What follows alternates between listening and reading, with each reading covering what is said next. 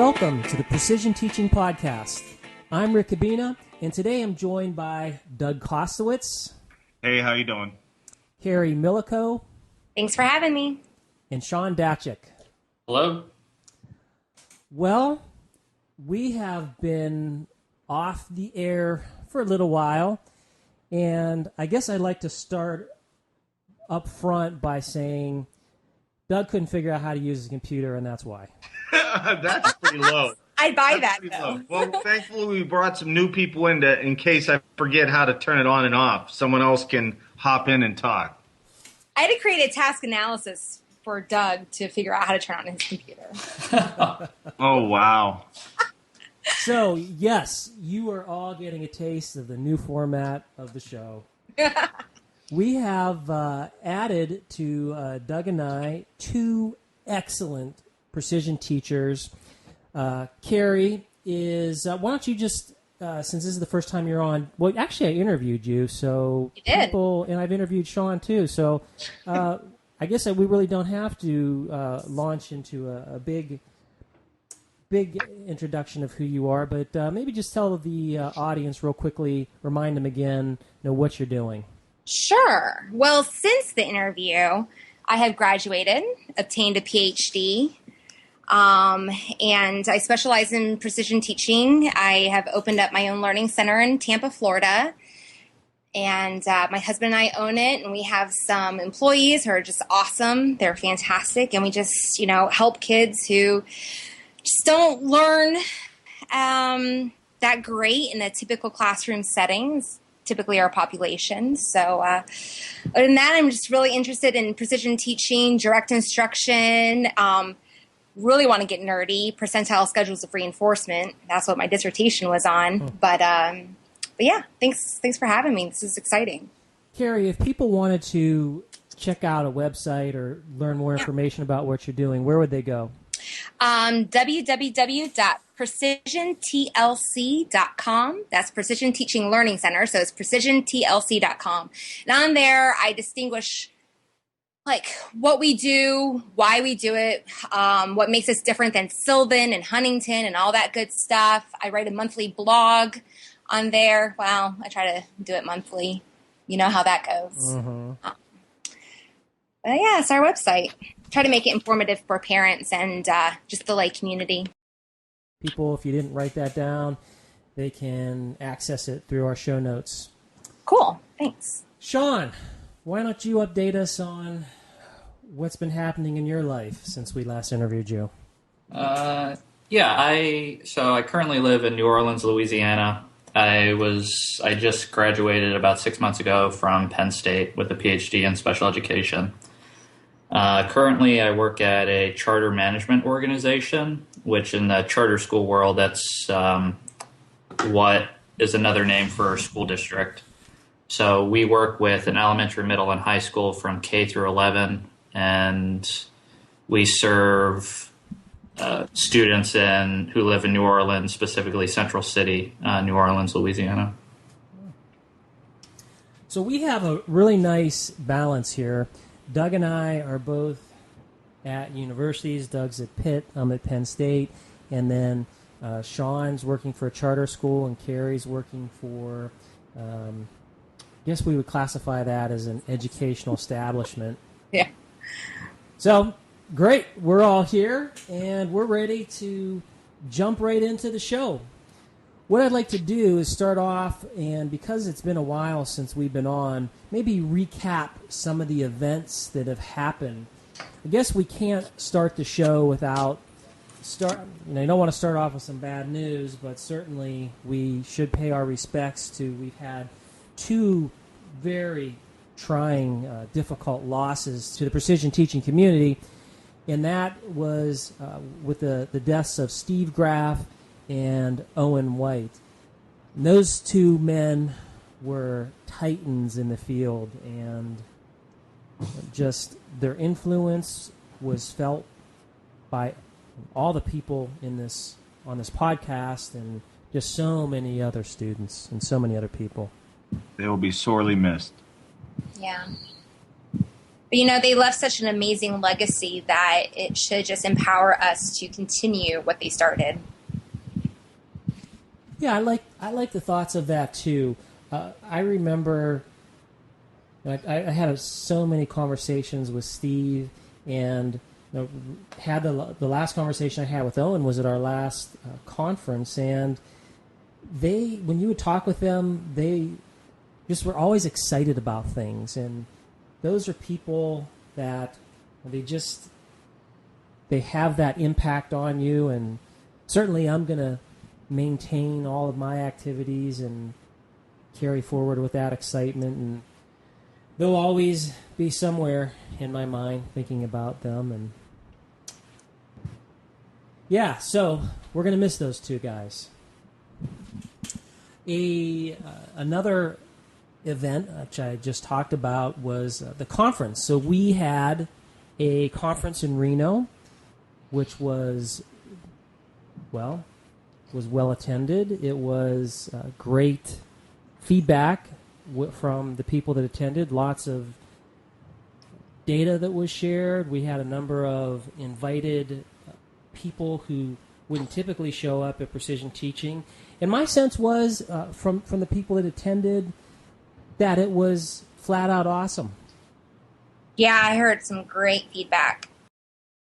So that was, Rick, so just to clarify, there was two Precision Teaching, I guess, related events. There's a Precision Teaching conference, which was in Reno, and then Applied Behavior Analysis conference happened, I guess, last. Yes. Is that right? That's right. So we just had the Reno conference was in 2011 in December, and most recently there was an Applied Behavior Analysis International conference, which was in Seattle just in May, and a few days ago. And of course, at that conference, a number of Precision Teaching teachers gather. We have a chart share. We have special events. And I would say those are probably the two biggest gatherings of Precision teachers that we have right now. Sure. Are there any other conferences that attract a small to large group of Precision teachers besides those two? That's a really maybe good the question. Direct Instruction conference. Do they have a conference? And if so, they do have a conference, but I don't know many Precision teachers I know a few people that show up there, but I don't think it'd be a critical mass like these other two. Sure.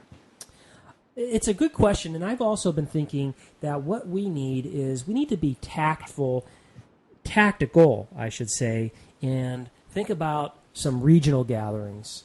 We have enough interest in the States, and we keep growing, that we could have something on the East Coast, something on the West Coast, and maybe something on the Midwest. I think that'd be great. Providing workshops, especially to those people in those different areas to learn how to do what we do, I think would be really important. One conference that I don't know, I've been to the last couple of years, CEC, which Council for Exceptional Children, which is special education, which is a background of both Rick, Sean, and I. Yeah, I would think that there might be able to be some there, but I don't remember noticing anybody, to answer your question, Sean. Mm-hmm. That's a good idea. That's something we'll have to think a lot more about. What I like is the information about Precision Teaching keeps getting more expansive. There's a presence for Precision Teaching on Facebook. There's lots of websites that are popping up. There is the listserv.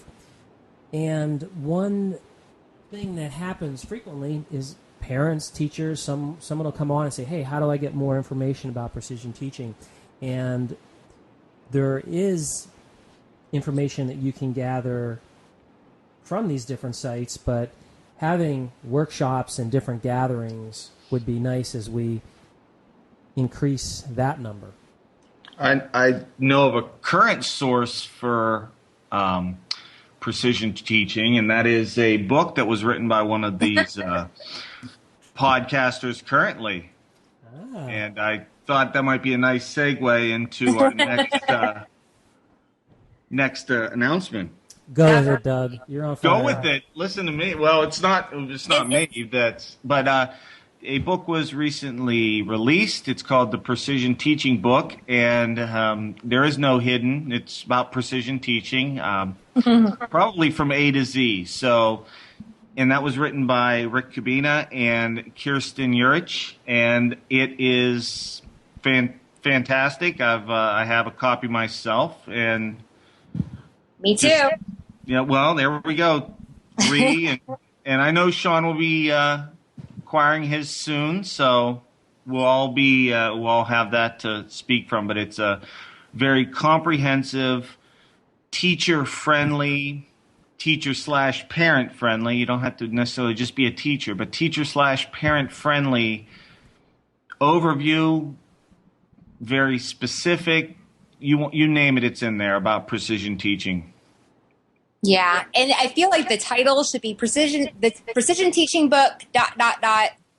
finally, because this is something that precision teachers and parents and just regular teachers have been begging for. And we all know these methods, and you can collect all the different articles from here and there and everywhere, or gain experience at different learning centers or universities, but to have it all collected in one concise book and just very specifically detailed with amazing graphics. I mean, those charts that are in there they're just pretty. I know, one of my parents purchased the book, and she's just having a great time with it. So, like I said, I think it should be the Precision Teaching Book ... finally, because thank you. Now we actually have a place to cite where and why we do all the things that we do. Well, your comments humble me. Thank you for those comments. And it was wonderful writing that book. It took a while, and what I've discovered is after you write a book, you're like, there are some other things I'd like to say. And writing spurs other writing, so I'm just going to keep on going. And wow. Hopefully write some more things. No PRP for you then, huh? Well, I did actually have, if you look at my charts, I had a month PRP. Oh, okay. Which, for our audience that don't know, that stands for post-reinforcement pause, which meant I did nothing for a whole month. It's well-deserved.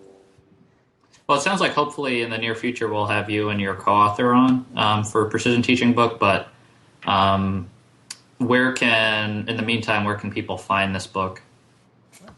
That is a wonderful question. I have a website that's called precisionteachingbook.com or precisionteachingbook.com, and if you go there, you can download a free chapter, and check it out.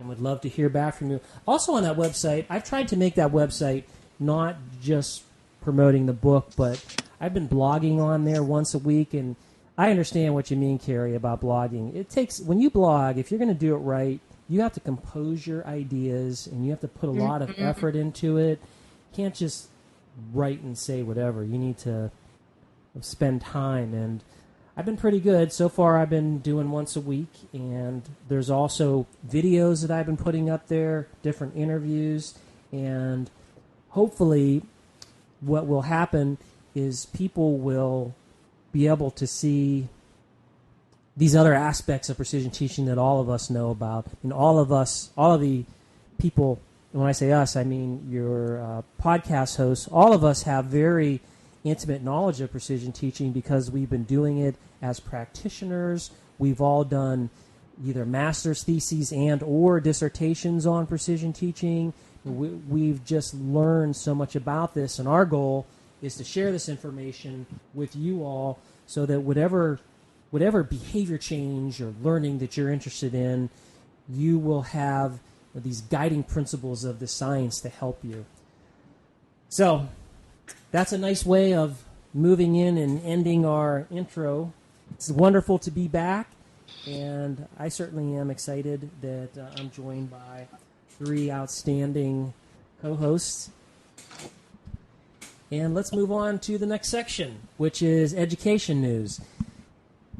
We're going to start off by talking about the first headline. And when I saw this, I shouldn't have been shocked, but I guess I always am on one level. And that is a school in Jackson, Mississippi, that school finally barred the use of handcuffing students. They didn't bar it. They were forced to bar the use.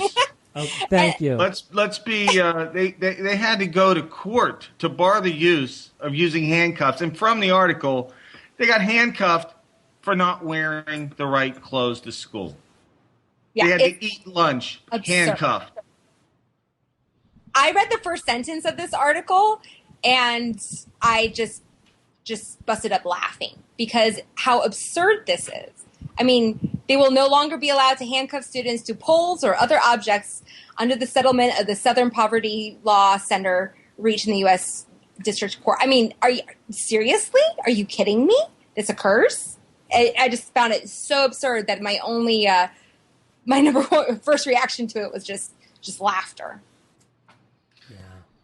It's, when I read this, we all work with students, and we run into a different set of issues. Sometimes we have students that maybe there's some kind of motivation issue. They don't want to do what we want them to do. Then you also have the other issues of students will misbehave and they'll do things. Mm-hmm. How do you respond to that?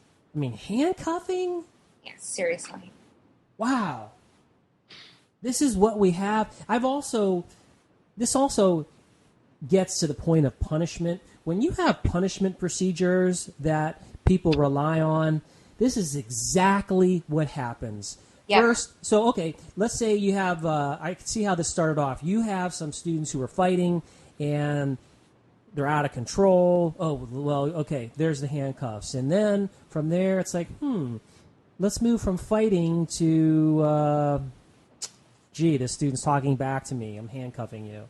I mean, it's absurd, but this is what happens when you welcome punishment procedures into the normal way you do business. The interesting thing, though, Rick, is it's not starting just there. That probably came from so many other punishment procedures. They probably didn't just start with handcuff for fighting. There was all the different punishments in classrooms that you could go all the way back to, I'm going to respond to this kid by just kicking him out of my room. That's my response. Well, when that doesn't work, what do I do next?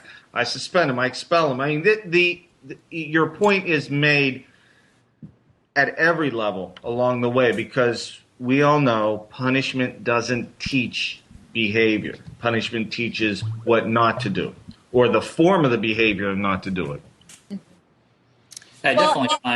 I'm sorry, go ahead. No, go for it. I definitely find handcuffing students appalling, particularly for minor offenses that I think everybody can agree that are pretty minor, such as wearing the wrong uniform, if that's the case. I guess going to the larger issue of punishment within schools, am I hearing you all right in saying that punishment should not be an option in public schools? Or actually, it wasn't just everyone; it was just me. Okay. Yeah, I don't know personally if I would go that far. I think that there is a place for punishment, but it has to be and when we talk about punishment, I should say this right off the bat. We're talking about punishment from the clinical aspect. We're not talking about punishment like divine retribution, like this person needs punished and I'm angry. No, not that kind of punishment. We're talking about punishment from the technical sense, which means if a certain behavior is occurring, you can apply some event, some stimulus that depresses or suppresses or reduces the probability of that behavior. So that's the type of punishment that we're talking about. There is this is a very contentious issue. I mean, we have PBS, which is positive behavioral supports, and that's pretty much their bedrock that let's look at all positive methods. Exactly. Let me give you a caveat, Sean. Let me give you a caveat. I don't mean to talk over, but I wanted to clarify my statement. Yeah, I came off pretty hard on punishment. I think, let me say this, at the exclusion of doing other behavior building techniques, incorporating other things. The problem is the majority, and this is me getting upset because when I read that, I didn't laugh. I got really mad. At the exclusion of behavior building techniques, the over-reliance on the trajectory of punishment, as Rick mentioned, in that clinical sense. So I'm not saying ban it all. I'm just saying you need to, if you're going to use that, you need to incorporate a lot of other techniques that also build behavior. So I take a stance back because I did come off a little strong. You know, I think that if you and I think this is appropriate for parenting as well. If you allow the idea of punishment, saying like, well, last resort, which for me, I think punishment is appropriate. Certain forms are appropriate as a last resort. However, if you tell the teacher, oh yeah, punishment's okay, but last resort, right? I wonder how many other attempts they would do that are more positive in nature that before they jump to the, oh, well, this was last resort, so here I go, and implementing this punishment procedure. So, I think that the focus should, like Doug said, should be on other maybe sort of antecedent manipulations or just other types of consequences that definitely don't lead to handcuffs. It's just absurd. But like new parents. I have a friend of mine just adopted 2 kids. They're 5 and 4, brothers and sister. And she doesn't work with kids. She works with high schoolers, who know the difference between right and wrong, and things that will hurt them or not. And so her interacting with her new children, she finds herself resorting to punishment as just the first thing. And that just makes for a negative atmosphere. And as this article talks about, that the focus is no longer on something positive, such as learning, but the focus is on reprimanding. And in the article is something like jail. So I think that if we we're not strict with the punishment, saying punishment, we don't do it, that doesn't occur. I think that it's easy for teachers to just kind of quickly jump to punishment. Oh, I tried two good things and it didn't work, so here I go with punishment. Yeah. What do you think about that, Sean? Does that clarify? No, definitely. It's I think that the punishment procedure needs to match, or the severity needs to match and have some logical connection to suppressing a behavior, but then also building up an alternative behavior, which is what I'm hearing my co-host say. Yes. Yeah. I think I would say on the heels of this article, I didn't include this one, but there was another article, and this was somewhere in Florida. I can't remember where. Of course. A 6-year-old girl was handcuffed because she had a temper tantrum. And, the mom was upset. So apparently, the handcuffs in punishment, this is something that is part of school that we're just going to have to figure out. Who has these handcuffs?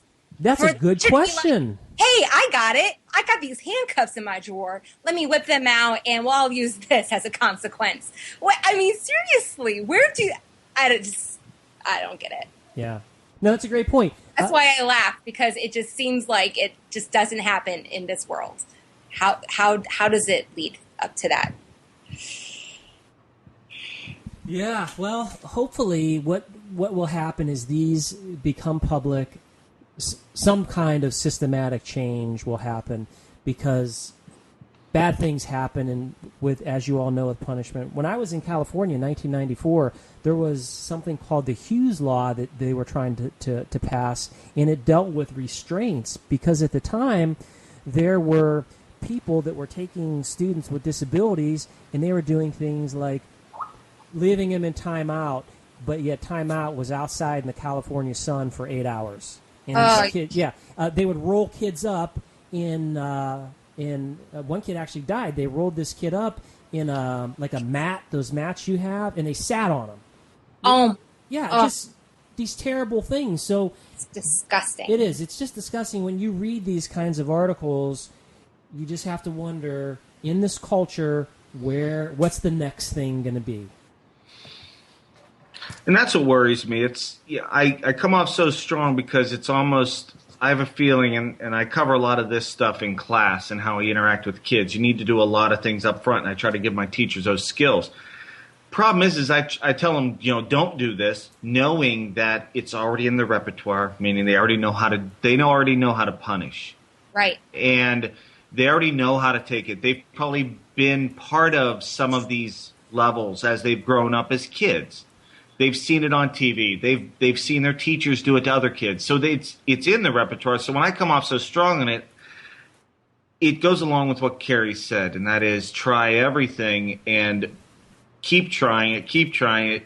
And I say don't do that, knowing that eventually they will, instead of giving them, try it 3 times and then put the kid in a 6-hour timeout for something that was, and no, you would never do that, you think. And then you hear story after story about what Rick just mentioned, about other situations. And it's hard. It's hard because some of these behaviors are very difficult to deal with in the classroom setting. And the teacher's behavior is negatively reinforced by implementing these punishment procedures. More importantly, and I don't want to get all technical, but they're not only negative reinforced, but they're variably negative reinforced. So it works it only works once in a while. Exactly. Yep. Well, very good conversation. It seems like we could probably talk about this article for another hour. We all have strong feelings about punishment, as you can tell. We'll keep an eye on any follow-ups to this story, and if we see something, we'll talk about that in future podcasts. We're going to move on to an article review, and I chose for this week, or this month's podcast, an older article, and this is from 1983. And it's not that this article was earth-shattering, but there's some interesting things that I thought we could discuss.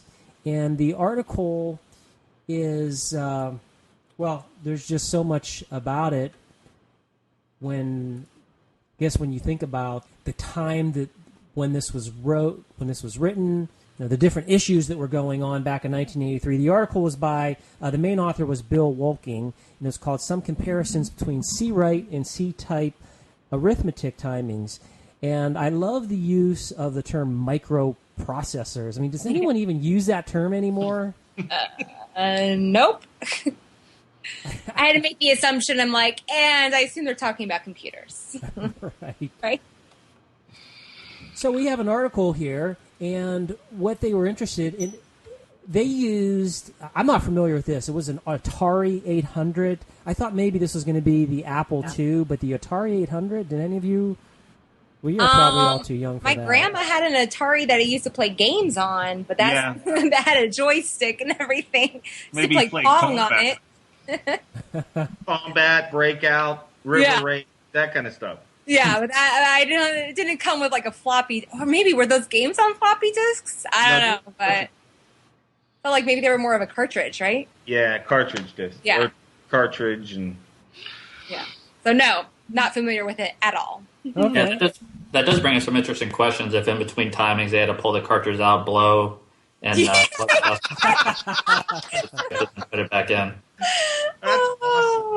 Very Gave good. some superstitious behaviors. Hey, we've all done that. Yeah. Oh, Nintendo, classic Nintendo. Right. Definitely have a sequence with how to get that thing working. And it doesn't involve blowing, too. I think that's an essential component in any of those old-time games. So this article looked at taking students and comparing, if you give them, it was 20 days of practice with C-Write and C-Type, which one would be better? In a nutshell, that's what they did. And what the results showed tentatively was that it appeared the C-Write was favored over the C-Type. And a few things jumped out at me when I read this article. One is, and this is very relevant to today, in precision teaching, we have the term that we use, it's called learning channels. And learning channels refers to, we all take information in and we all behaviorally respond, which is an out. And that in and out term, what's called a channel set, a learning channel set. For the computer program, they used what they called C-type. You see the information on a computer screen and you type. Versus C, which was a paper representation, and you write the answer. So I thought that was interesting comparing the two, C-type and C-write. I always talk about learning channels because it's so easy to talk about in and out, but coming from UNR, I think my advisor would nail me to a cross if I said sensory in. So I always talk about it as being, how the stimuli are presented to you and how you behave with respect to the stimuli. So yeah, it's is it presented in the form of, does someone vocally, tell you that math problem, and how are you behaving with respect to that math problem? So what was the hang up with the sensory in? Because in kind of implies that something is happening within the organism, like internal, where is it happening? Can you identify this particular location? And then that gets a little reductionistic. And then, the whole we have our own science, so we're okay with talking about our science, but as opposed to saying science, you have to talk about science with respect of reducing it down to biology, because that we're not really scientific, unless we bring it back to biology, which is we tried not to do that. We don't want to be reductionistic. So I don't know. It's the whole Linda Hayes, Pat Gezzi, they would want me to not say Korean. That's fair. So I've always tried to talk about how the stimuli are presented, and then how you behave with respect to the stimuli. Okay. Good. And clearly, there are differences between one learning channel set and another learning channel set. And people keep making that discovery, which we've known about that discovery for as long as we've had learning channels, but yet we keep on having to rediscover that if you type something, your performance isn't the same as writing it. Right. Or if you think something, that's not the same as saying it. And this article indicated that, at least from the way they did it, that was true. This is probably a topic for a much longer podcast discussion, but could you talk briefly, and this is open to any of my co-hosts, difference between learning channel and learning style? I think we hit on that question one time. Which is so, because that was the podcast that I listened to prepare for this podcast. Well, let's answer it again, because you know what? Yeah. That is going to be asked repeatedly. It's a great question. Well, okay, since no one is stepping up, I'd be happy to answer that. Learning styles are defined as preferential ways of students responding. For example, there are three main learning styles, which would be visual, tactile. What's the other one? Auditory. Yeah, sounds right. Yeah. So if you're a visual learner, you prefer taking your information in visually, if auditory, through the auditory channel. And when you look at and of course, this is just the basic. Now with learning styles, people have even included it beyond that. You see some mixtures of the different types of intelligences, so you see different types of learning styles. And it all boils down to that there are as individuals, we all have preferred ways of responding to the information.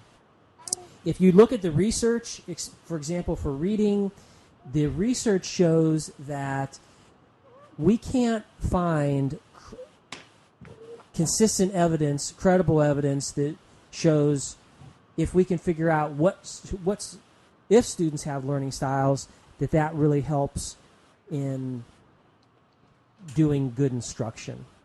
It turns out that if you have very good instruction, people will learn, regardless of if you have a supposed preference. When I say supposed preference, the tools that people use for the learning styles are pretty vague. There are questionnaires, and the questionnaire might say something like, do you like to do things with your hands? Yes, or, well, it would be in like a Likert scale. I really like it.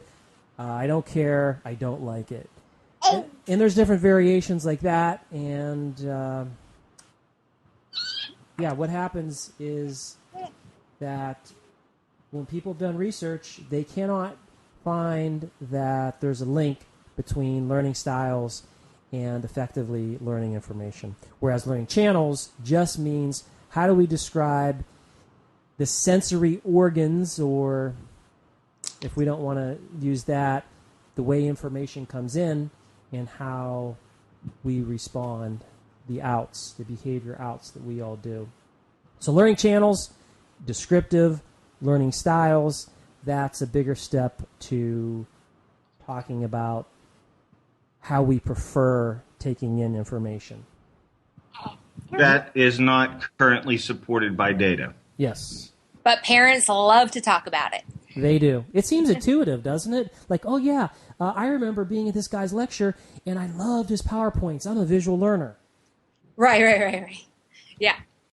So, I wanted to say something about this article a little bit. Is sure, that all go right? ahead. Okay, Yes. I'll bring us back just a tad, and that is, I wonder, you look at in 1983, and these were younger kids, you wonder how much exposure, even if they've had 20 sessions interacting with a keyboard or whatever the typing input is, compared to their experience with writing, which is probably similar to the kids of today, but I guarantee that the kids of today have had a lot more experience at whatever age that is with technology. And I just wonder if this data would hold up as we've increased as a technological society, that we might not be able to see some differences now, because actually there's less impetus on writing and more on interacting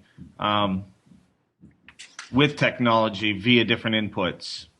Well, Doug, you bring up a really good point, because I didn't even link it back to today, but in the sense that these kids, the article states that they had some exposure to using the Atari 800, but it was through a game. And so I imagine that that's probably like them pushing like 4 keys, like maybe the arrow buttons, if they had arrow buttons on that microprocessor, or if you can hook up a joystick to it or something like that. But I'm sure they were not fluent at typing numbers, especially since they said it wasn't in like a calculator, on your keyboard, how to the right you have that little calculator pad.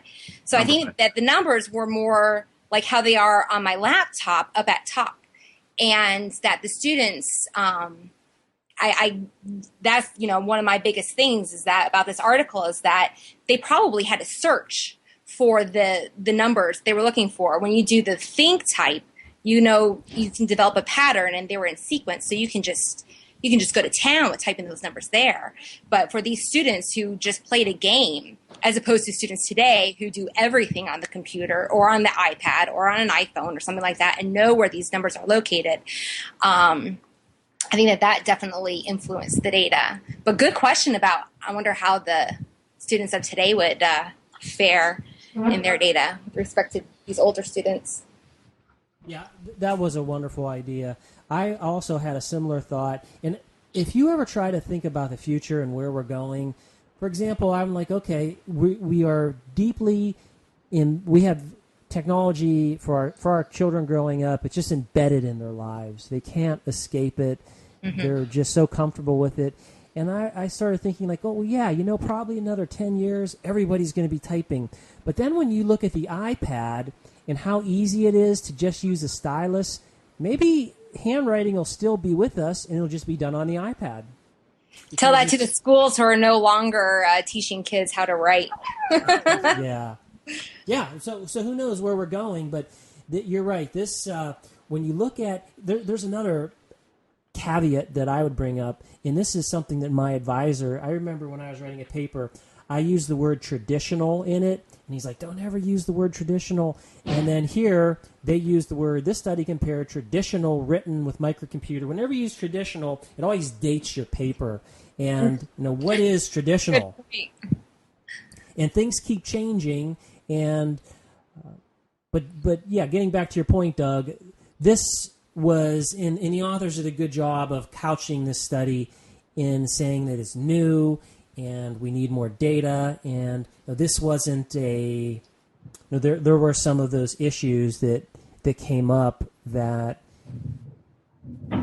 how confident are we in saying that C-type is better than C-write when it comes to learning math facts? Well, and I thought that, that to me wasn't, after reading the article, and I know what their purpose of, what they said their purpose was. What I liked from this article is that I think that it highlights the issue about learning channels in wanting to free up the operant and not creating some sort of procedural imposed behavioral ceiling. So, you look, and the data kind of reflect this, and I was like, okay, so why is the think type digits and this the greatest for typing with regards to frequency, and then C type digits so much less, and then all of the computation were less than the C type digits, and I'm thinking, okay, so they're typing, they have to search. Because these students aren't fluent with typing, so they had to search where the numbers were for their answers, and that time to search hinders their frequency, right? And it creates a behavioral ceiling for them because they're not fluent typers. Now, I'm sorry. I just wanted to also add, they also might not. They might be fluent writers, right? Exactly. So they're just What would have been good is if they took the typing to some performance criterion and then tested it against there. Is that where you were going? I'm sorry to jump in. Yeah, no, and that's fine. But yeah, that's exactly where I was going, is that, it would be interesting for them to actually answer the question that they were seeking. I think it would be better for them to look at fluent writers and typers instead of these children who have a much greater history at writing than they do at typing, especially typing numbers. And so that's why that's kind of what I thought made create this difference between the ranges or the medians between the C-write subtraction facts and then the C-type subtraction facts, for example, because it's not necessarily them providing the answer as it is for them finding a way to deliver the answer. And I think that's something that we need to think like clinically, but as well as when conducting research is, okay, does this learning channel create any behavior ceiling? Even though the authors talk about the machine provides no behavior ceiling, with that they dish out math facts quickly, but I think that searching for the keys and not being fluent provides a behavior ceiling. Interesting that you say that, because then it makes you look at this data a little differently. And if they're not so much better, then you've got a non-fluent behavior that's coming, that they don't know how to type or as well as they know how to write. But if you notice, they're pretty similar. So if we even had that behavior fluent, they might even do better. Well, we are running out of time here. So why don't we move on to our interview with Jack Auman.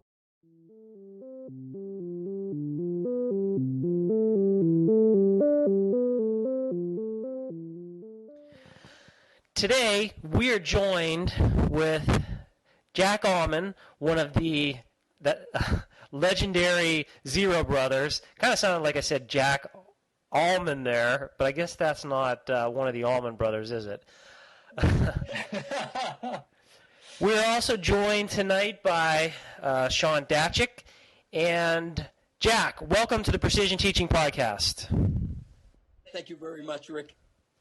I always like to start off the podcast by asking, what is your background with precision teaching? I got, when I met Steve Graff, Steve was heavily into precision teaching and a good colleague of Ogden Lindsley's. And I was teaching mathematics and computers at a traditional high school. And Steve started to get me interested in the idea of precision teaching, especially like the use of SAPMEDs in math class and the use of the standard acceleration chart with the students and charting their SAPMED progress. And that's how I got going with it.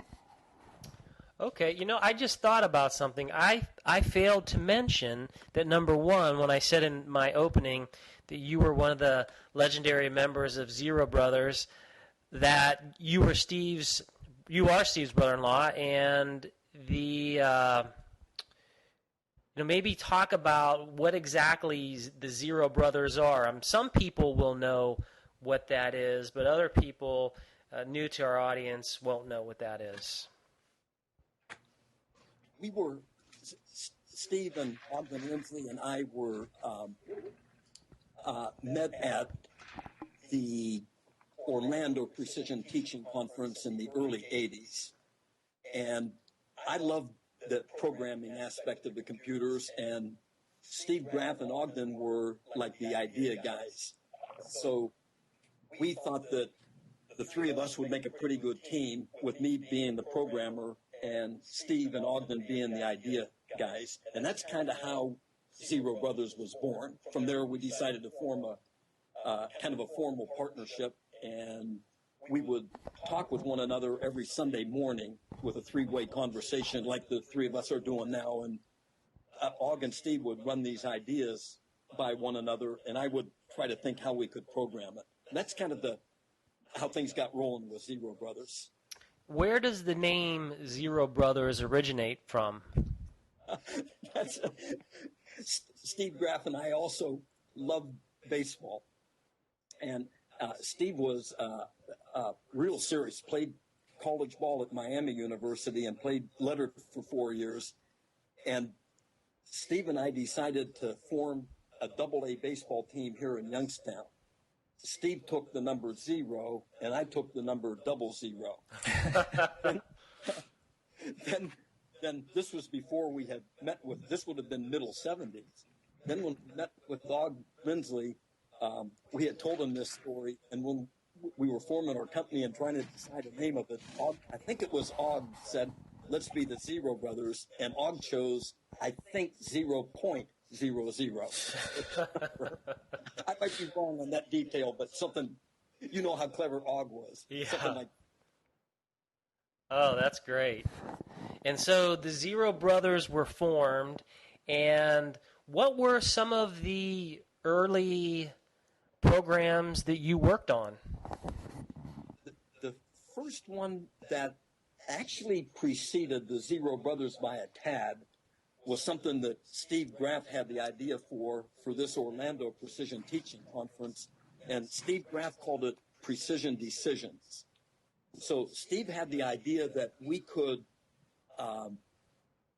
put a little simulator together, a simulation program that the user would press like the return key and see a frequency, and then she or he would graph that frequency on a standard acceleration chart. Then press the return key again. The computer would generate another frequency for the next day, let's say, and the user would chart that one on a physical standard acceleration chart. And the program actually had a acceleration in mind and a bounce in mind as it was generating these frequencies. So they weren't exactly random. And this was Steve Graff's idea to do. And then the user would keep hitting the return key and getting another frequency and another and another and another until she would decide, oh, we need to make a change based on the acceleration that they could extrapolate from these frequencies, or we can just let things go as they're trending right now.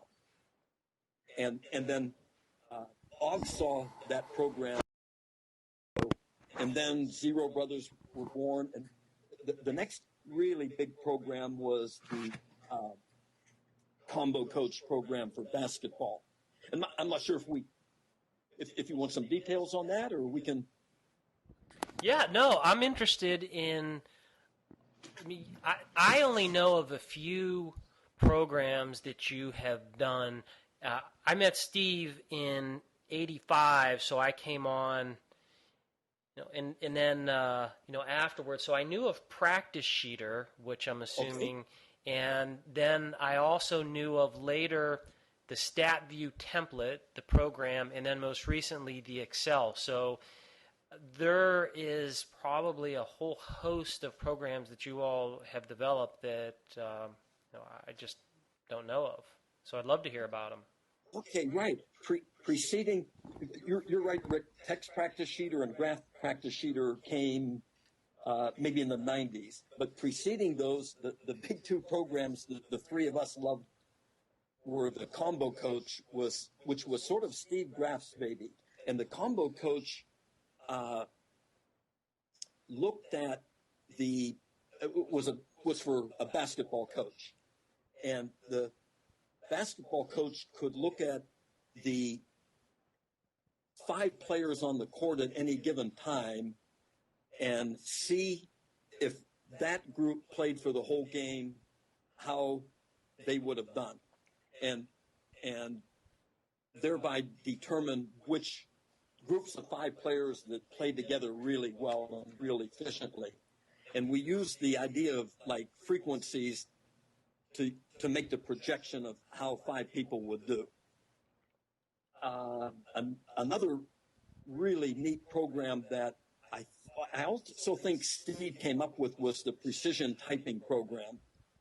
And Steve's great idea there was not only to do like frequencies in a standard way, but have a frequency for each of the digits. So he would have the right thumb, and we would generate a frequency on that, the left pinky, and the person would do her typing for a minute or 2 minutes, and then the program would generate all these frequencies for her, not only on how she was doing on each letter and each number and so on, but also how each of the fingers were doing.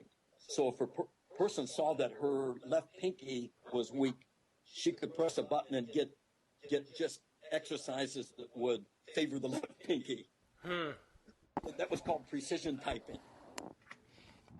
What program? So you were programming for Macs. So these would have been some early Macs, or was it maybe even the Apple? The great question. We started with the Apple IIe, and that's what we did the precision decisions with. And then we moved up into the first Macs that came out and did the precision typing and combo coach on probably all. Both the Apples and the Macs. And then Text Practice Sheeter and Graphics Practice Sheeter came a little bit later, and those were strictly for Graphics Practice Sheeter was strictly for the Mac. And Text Practice Sheeter was for the Apple and the Mac. Excuse me, Jack, I was wondering, could you talk a little bit about how software and the evolution of software has helped you or has changed along with Zero Brothers? Another great question. I thought the biggest change was when Excel got stronger and less buggy, we were able to do more of our stuff in Excel rather than to have to do programming in BASIC or Quick Basic or some other programming language. Just because of the strength of Excel. And I thought we were able to do a better job on the SAP-Midzer and the Practice Sheeter using Excel and Word than we could do when we were trying to do it from a Quick Basic or programming language type situation. So what do you think about the most recent change to Excel? Let's see. Would you clarify? How has it helped or hindered the? You have the standard acceleration chart that you developed for. Like I have I have both of them, but I know they made some changes in the actual way Excel, like they took out macros, and how has that helped or hindered programming for the chart templates that you've developed? That again, that's a neat question. It didn't really affect the chart templates that much, but the SAFMEDSer, or I'm sorry, the practice sheeter for Excel had a macro that did the shuffling and randomizing. So we lost that ability for the SAFMEDSer. I'm sorry, for the practice sheeter. But the version of Excel that we used to do the SCC templates seem to be unaffected. Oh, okay. I should interject that I don't have the absolute most recent version of Excel, so I'm not sure if our templates would work on these newer versions. I see. So of your programs that you and Steve and Og have developed, your favorite, you said, was you liked the basketball one the best? The combo coach was a neat one. And I think the reason why, Rick, was because it would show some surprises for coaches, that you might have a group of 5 that, from a coaching standpoint and from not looking at any data, you might say, wow, they really did, or they were just so out there. And then when you looked at the combo coach printout after the game and you looked at these 5 players that seemed to be so, you would see that upon the combo coach projection that they were awesome.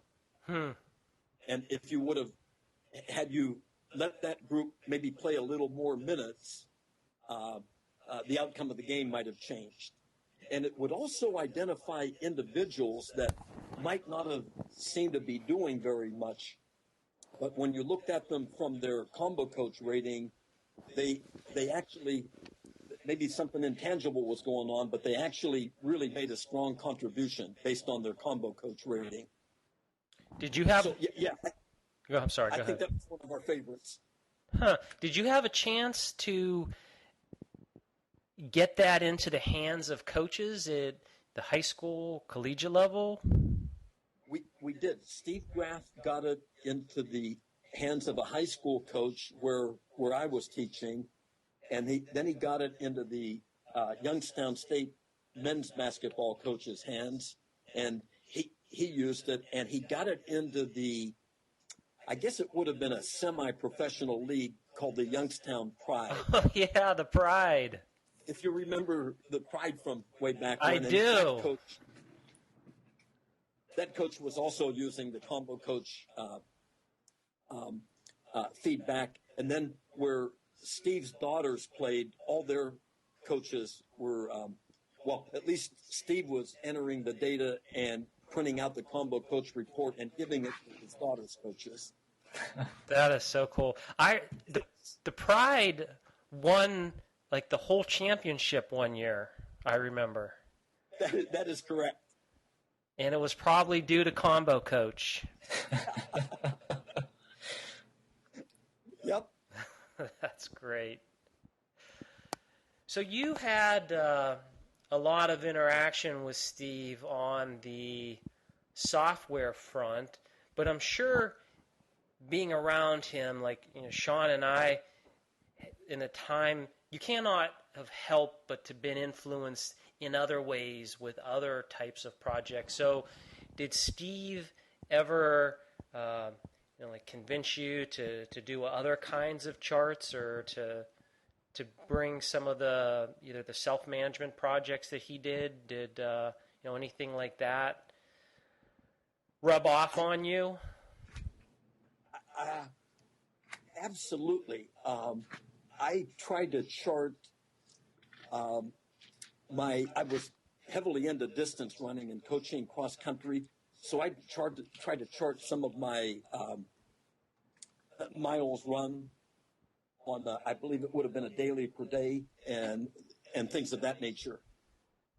I also was trying to teach myself to type and using the chart to monitor my progress there. So yes, I also used it in the classroom with my students. Charting their SAFMED's progress was one really big thing.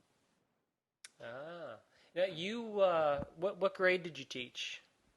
I had 9th grade algebra, 12th grade advanced math, and 10th grade geometry were the main subjects at the high school I was at.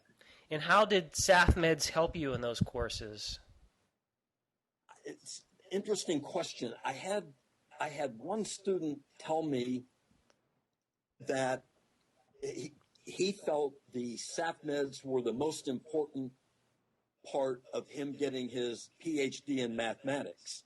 Wow. And I asked him, I said, well, why did you think that? And he said, I was so quick and fluent in knowing those basic mathematical formulae like the sine law and the cosine law that I could spend more time thinking creatively because I didn't have to break my brain to figure out all these other little formulae. I knew those instantly, and I could just be more creative that way. So I thought that kind of indicated how important the fluency in these basic math facts was. That is a remarkable story. So you had a student who made it all the way up to having their doctorate in math. Exactly. Amazing. This young man, Owen Byer was his name. He's now the head of the math department at a school in Harrisonburg, Virginia. That's great. I had an experience with my own daughters. I used, this must have been when they were, it was a while ago now, but they had, I was trying to teach, we had SAFMEDs, and we were doing like the linear function, so x coordinate, y coordinate, and we had all these things.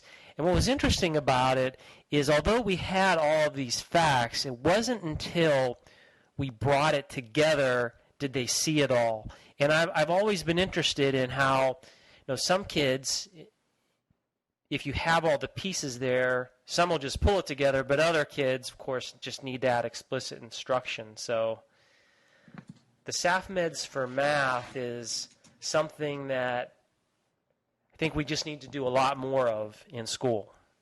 Yes. I forgot to mention another use of SAFMEDs and the standard acceleration chart. Another personal use was to just kind of build my vocabulary. So every time I would be reading a book and come to a word I didn't know, I'd make a SAFMED card and add that to my deck. That's so funny to hear you say that, because I do that same exact thing. I haven't done it in a long time. What I do now is I have like a writer's book, so whenever there's a turn of phrase or there's some grammatical structure that I see, I put that down in my book and then I use it. But for a long time there, especially in college, and this must have been part of the influence of Steve, is I had probably at least 20 decks of these little, like I would take those cards and I would cut them up, and I would do that exact thing so I could increase my vocabulary. Right. Thinking back to one of my first experiences with charting and Steve was when as a matter of fact, this is probably how I actually got into precision teaching. I took his class, and I was interested in trying to figure out how could I use precision teaching to help me become a better golfer. And my very amateurish way of approaching this is I would go out on the golf course, I would time how long it took me to play the round, and then I would chart how many strokes that I took. And it really didn't I guess what it told me is how efficient I was, but it really didn't give me any prescriptive feedback in how I could have become a better golfer. Uh-huh. But Steve, he had a whole golf course that he set up in his backyard, correct? The Bigfoot Country Club. Yeah. Did you have a chance to golf on it with him?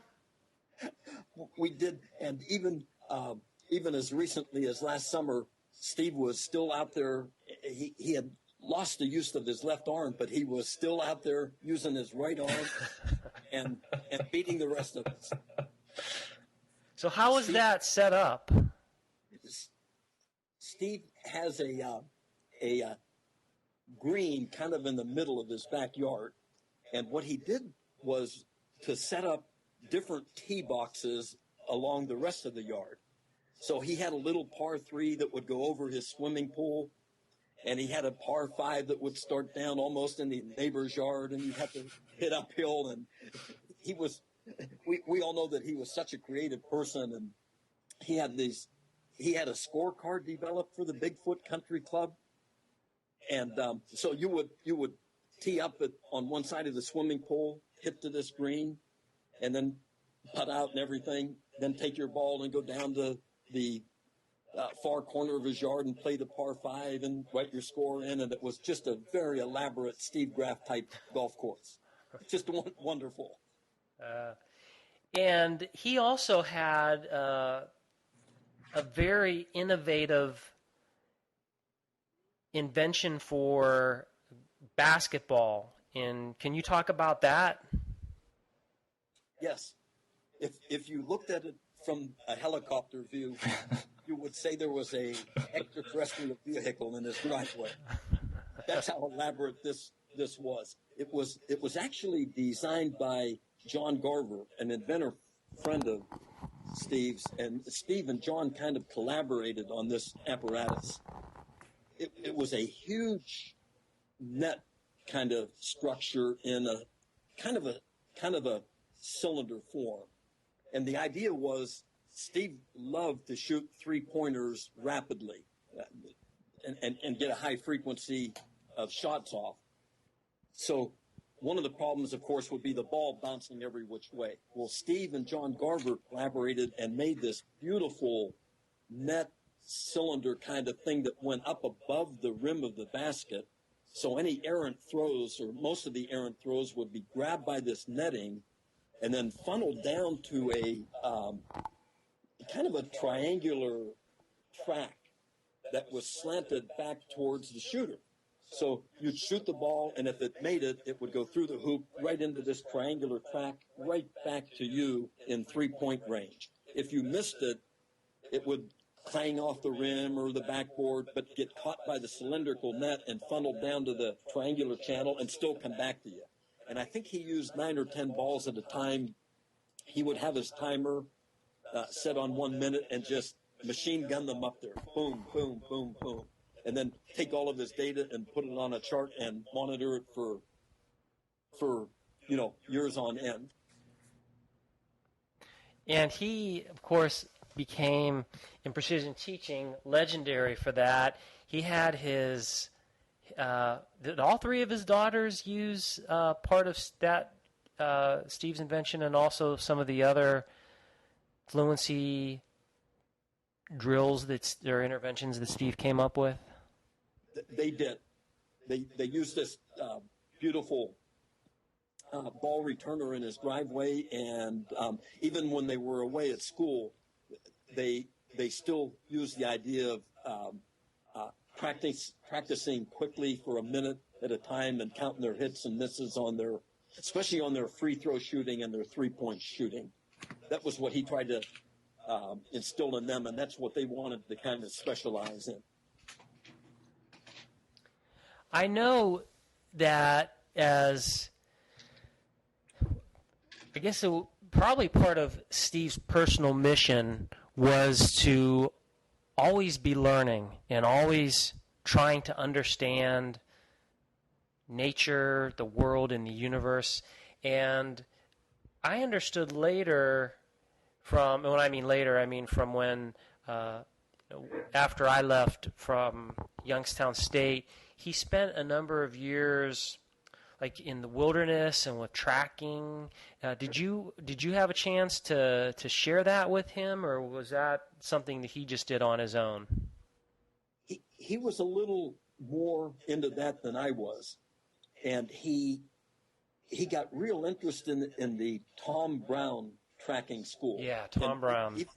Right, and even went to, I believe it was in the Pine Barrens of New Jersey, and took at least one of Tom Brown's courses and maybe two, and then came home, and bless his heart, he lived in his backyard in a Tom Brown type tent. And you're right, he was not afraid to try things that were different than the rest of us would try. So he took on the naturalist life for a while. For a while he did. That's great. I remember one of his chart shares that received lots of attention was his befriending a family of raccoons. And apparently, I think he probably, I don't know if he befriended multiple generations of those raccoons or not, but... You're exactly right. He would, he fed them religiously every night at right around 11 p.m. And gosh, he had the whole setup out there. I think he used those little dog rounds or dog treats that he found that the raccoons loved. Mm-hmm. And I think Winnie was the head of the raccoons, and she would come up, and her brood would come up, and they would take turns, and Steve would ring the bell to get them to come up, and he just had a little army of raccoons trained to come up and get their treats. With Steve's passing, do you have any plans for the Zero Brothers and the work that you've all done? Boy, that's another great question. I talked to Nancy Hughes about that because we were trying to decide whether we should dissolve Zero Brothers or if I should just do it on my own. And Nancy Hughes just did such a good job giving me advice. She said, why don't you just sit tight for a while, just wait a while and don't do anything real drastic. And so there's no real formal plans yet on Zero Brothers right now. Mm-hmm. The one thing I do want to do, Steve's got such a nice collection of precision teaching data and charts and items in his basement that I want to try to maybe do some sort of archival project and get those categorized and organized so that other people might be able to access them. That'd be wonderful. In terms of the field of precision teaching, there is no doubt that you have Ogden Lindsley, you have Steve Graff, I mean, just one of the titans of the field. And thinking back to all of his contributions and just everything that he's done, not just for the field, but for the people, myself personally, I know I'm speaking for Sean when I say this too, just all of the personal contacts, all of the teaching that he did is just one of those things that I know I'll just marvel at for the rest of my life, and it's just really wonderful contribution. Right. Right. You mentioned something earlier, Rick, that I thought was really key with Steve Graff, and that was Steve was never afraid to try something new, try something different, be an innovator, go out there and maybe use the chart a little bit differently. And I agree with you. I think that was one of his great attributes. There's something maybe you could clear up, and I never asked this directly to Steve, but when I first met him, he was wearing these very small ties. What was the purpose of wearing those very small ties? His daughters were just telling me that. That's interesting that you bring that up. And he did that to try to teach his students that it's okay to try something different. And even if somebody laughs at you, it doesn't matter. Go ahead and be truthful to yourself might be a good way to put it. And he went through other stages where he was heavily into Star Trek dressing. And he would use that with his classes and other little variations of that. And I think that was his whole point. Try not to be afraid to be yourself. And even if someone laughs at you, it's okay as long as you're being true to yourself. Yeah, so I caught him at the tail end of that, and then there was a while where he went from that phase in dress to he was wearing like Coach. So that's all I knew him as was Coach. And it took me actually a long time to stop calling him Coach because he wanted everyone to call him Coach, and he had these Coach shirts on. And then I guess later he went to the Star Trek phase, which is really cool. I mean, I actually would like to do that at some point in my career. Right, exactly. There was another story that his daughters were relating about this idea that we're talking about now, where it was the first day of class up at Youngstown State University, and I think it was the general psych class that Steve was teaching. And before class started, Steve found a mop or a broom or something, and he was sort of in the classroom as the kids were filing in, but he was sweeping the floor and doing custodial type things, and listening to the kids as they were coming in and talking about Professor Graff this, Professor Graff that, unbeknownst to them. And 8 o'clock came, and it was time for class to start, and Steve went up to the podium and started to talk and say, I'm your instructor for this course. The kids were just kind of awestruck that Steve was doing that. That kind of goes along with just, bless his heart, Steve was his own person. Well, Jack, we're approaching the end of our interview. Were there any questions that I should have asked or any comments that you want to share with the audience? I thought we really covered all the bases, and I had just written down that the great one of Steve's great attributes was just what we kind of finished up with, this ability to never be afraid to try something new, whether it be using the standard acceleration chart in a different way or looking at a different way to practice golf or practice free throws. And I guess another attribute of his that really affected me and still affects me is his discipline. And when he made up his mind that he wanted to improve his three-point shooting, he was in the driveway using the device we talked about, just 365 days a year. Yeah, and that's Youngstown weather. Yeah, exactly. Shovel the driveway and practice your three-pointers. And the other thing I think all of us knew was he was such a humble, loving gentleman that it was you always felt really good to be around Steve. Yeah. It's good to hear you say that, because that's exactly what I thought about him. One thing that I don't think a lot of people understand, like the discipline that it takes to get good at something. I mean, people can have ideas, but to see if those ideas work, you have to invest in them, and you invest with labor and work. And I recall looking at Steve's charts and just being amazed at just all of those dots and all of those practices that they represented. I mean, that commitment and that drive just spoke to his beliefs and trying to get better, but also being true to the science and generating those frequencies, examining them, and if something wasn't working, well, he wouldn't just throw it out. He would try something else. It's exactly right. Yeah, I was telling Sean this probably a couple weeks ago, and this reminded me when you were talking about him.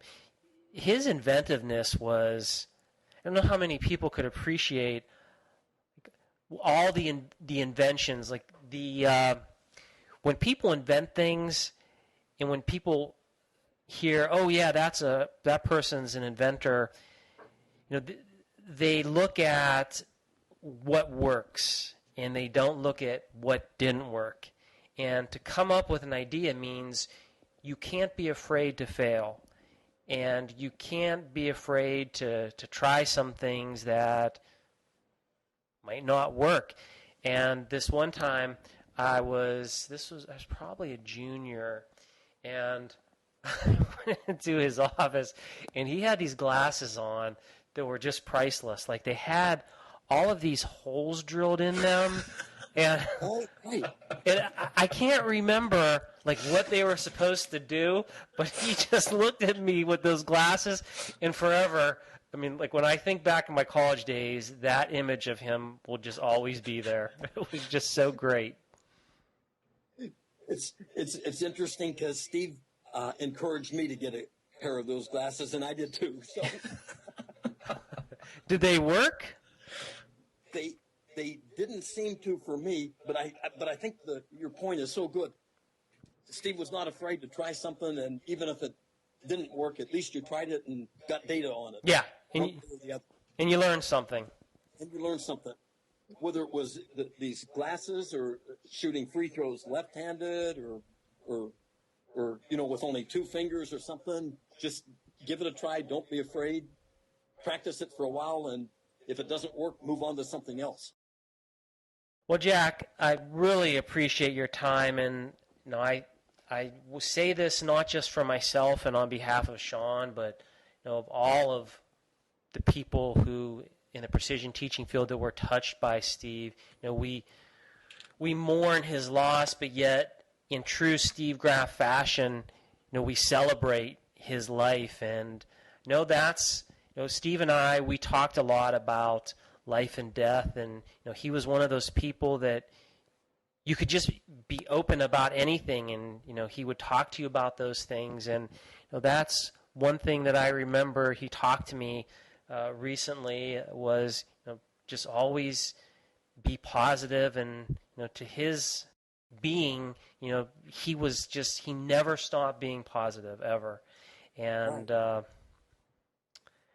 that's what I remember Steve for. And the beauty of that comment is Steve, even though he's not with us physically, we know his spirit is with us, and he wants us to be positive, and he would be mad if we were sad. Mm-hmm. He wants us to keep going on and look ahead and keep trying to improve things and make the world a better place. Yeah. Well, that is a wonderful note to end the show on. Jack, thank you so much for your interview, and I appreciate your time. Thank you for having me. For those of you who don't know Jack, he is just one of the nicest guys you could ever meet. And Jack was Steve's brother-in-law, and they had such a wonderful relationship, and they did lots of great things for the precision teaching community. And tying that interview back to Steve and Jack's early career, they actually programmed lots of things on the Apple II, and it was very innovative. And the precision teaching work that they did back in the 80s, taking that and plugging it into some new application would still be wonderfully forward-thinking.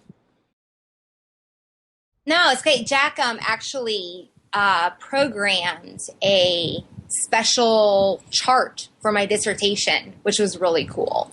I had to look at successive 30-second timings, and I needed an electronic version of the chart, and what's it called? The 1-year chart he and Steve did that's available at Behavior Research Company is so pretty that Jack designed one looking just like that and with all the same analyses for my dissertation, which was it was such an amazing contribution to my study. Well, we're towards the end of our show, and I suppose we could... we have announcements that I'd like to make before we end with our closing comments. In The biggest announcement would be that we have the International Precision Teaching Conference that's coming up December 6th, 7th, and 8th. This year it's going to be in Chicago, and we encourage all of our listeners to attend. And if you happen to have data or you'd like to participate in the conference, now is the time to go to the website and enter in maybe a poster that you'd like to share, or if you have a presentation. The time is open now to submit your abstracts and your ideas. And we would love to see you all there at the Precision Teaching Conference. And I think we just also had another vote for going to the Precision Teaching Conference, and that was from Kaylin. All of you may have heard, but we do have a fifth guest. She's very happy to be here. Future precision teacher. Future precision teacher. Yes. We take them all. Okay, so any comments or words of wisdom?